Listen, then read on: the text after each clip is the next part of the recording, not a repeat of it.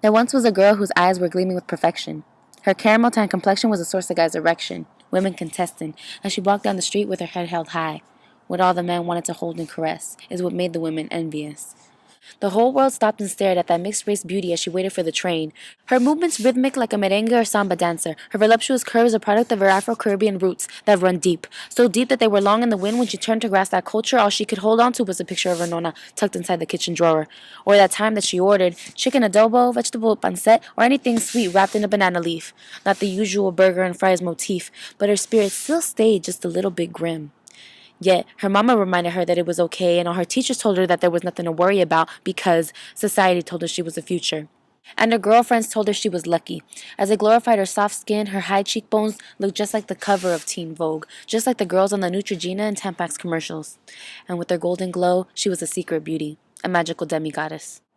Many times she was idolized for her silver green eyes, her buttercream lips, how they wished that they could have some good tear hips, to control their own rough textured manes, anything to unstick the straight arrows of their stringy hair, because they desired those soft kinks, those wavy curls.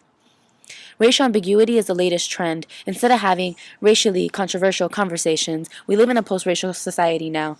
And that's why we're allowed to have a little color, have a little curves, have a little dose of that culture, just enough to send people guessing.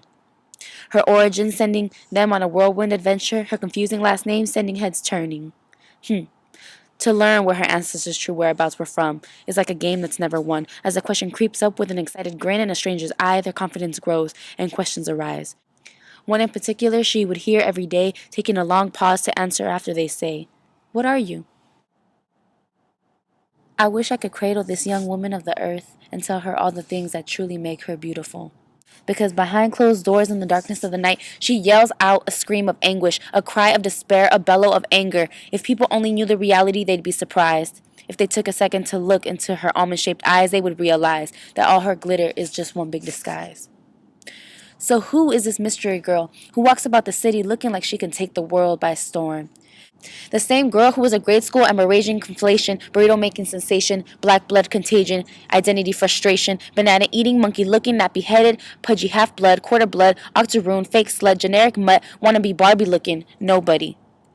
Too white to hang out with the black chicks, too perky for the Asian cliques, too Americanized for the Latinas, too ghetto for the Heathers. She regressed. Spending years trying to figure out how she could fit in, searching for her roots, she pushed back. What defines a mixed race beauty? Not the superficial images that people tell her she represents, not the sexualized body, not the commodified face, not the invisibilized mind, not the exploited, denied, and disgraced spirit. Beauty should not be in the eyes of the beholder. See, it should be in the hearts and the souls of those stories untold, from the fusion of colored people, the union of our past, the creation of our communal futures, the solidarity that we see for all women across this earth. Transcending borders of socially constructed identities that served as remedies of capitalist hegemony, from sea to shining sea that will never allow me to be me, for us to be free, for youth to succeed, for mixed race beauties to really be seen. Her divided existence, her stolen potential, her tormented memories. She feels a sharp pain in her stomach, the fast beating of her heart, the short of her breath, that all speak to a distant time in her history. And while people stop and stare, bragging about her clothes and hair, she smiles at them politely. But as she turns the corner in the still of the night, she remembers the pain of 1,000 conquistador rapists, the forced sterilization of Boricuan mothers, never able to give birth to a daughter or a son, the American Holocaust, the imperialist invasion of her family's distant lands, the silent histories untold in history books old Tess took, rap single hooks. A dark history. Being mixed isn't a godsend, especially if the divine God is the same God who ordained manifest destiny and the Monroe Doctrine.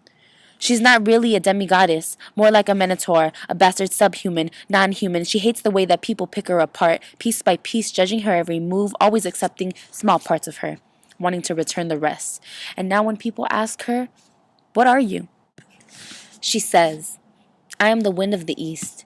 I am the sacred emerald, the born of Wales. I am the Lolita Lebron, revolutionary fervor. I am Gabriela Silang, reincarnated. I am the remnants of a young panther sister. I am the cosmic energy of the stars, the sustenance of the land. I am Mayahuel, the guardian of the universe's memories, etched in my genetic code. I am the exponential everything, the monumental anything, the hopes of dreams one day to be, if given light to be. Me."